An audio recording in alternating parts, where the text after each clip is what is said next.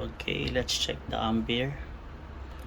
Let's test. So no records found pa. And yan, 10 volts. Tingnan natin, 10 volts in, tap natin, 2.5 ampere dapat yan, verifying.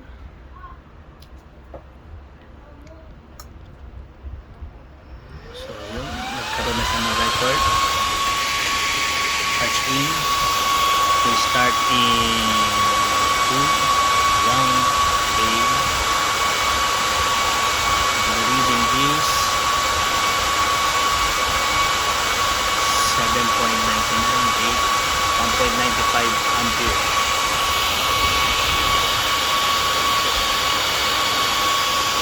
So nagsisiro siya pero hindi siya kasama sa logic. In-adjust natin sa logic. Kahit na mag-zero yan, still hindi siya mag-full charge. So taas natin yung ampere, mas lalong iina yan. So 1.98. So test natin the invalid charging ball. Force charge. Verifying. Hindi invalid dapat yan. Invalid siya. So dito pwede mag force charge out pagka invalid yung ID mo. Tingnan natin itong valid. Ito nabura. Ito valid charging boy 2.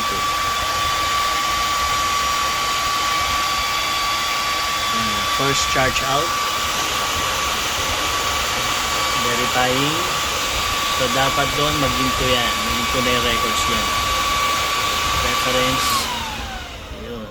Shutdown na siya. Pag-verify, ibig sabihin na-verify niya na yung charging boy 2. This one, ayun, meron na siya 2 records. Let's try to charge again. Ayan. Please wait. The record 2 dapat niya magiging record 3.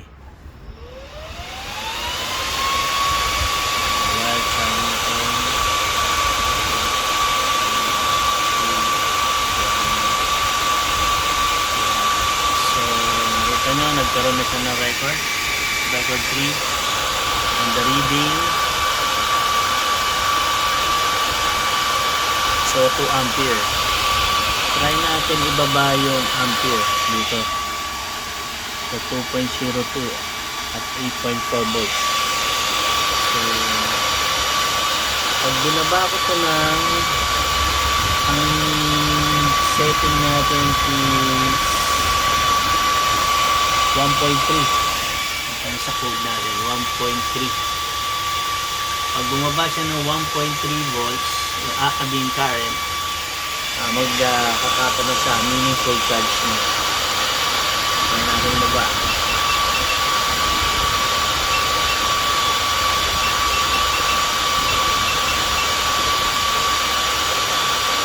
So, 1.8 volts, ampere. 1.74. So ayan siya, 1.8 and 1.77. So may difference ng konti, no? Gawin natin 1.5 ampere. So ilan na lalabas? 1.5 ampere. So 1.47. Pag ito bumaba ng 1.3, considered as full charge.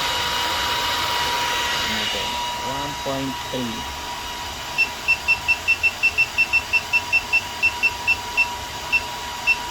Yan, 1.3. Yun, 1.29. Considered as full charge yan. Yun, nag-shutdown. Full charge. Please stop the RFID. Try natin yung invalid RFID.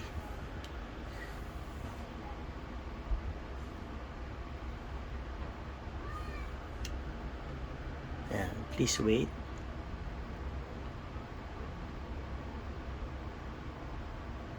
Ayan, namula siya. Ibig sabihin invalid.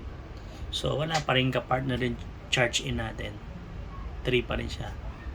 Pag itinap ko tong Charging Boy 2, which is valid, alagay pa rin, please stop RFID before removing the battery. Tap natin. Yan, verifying.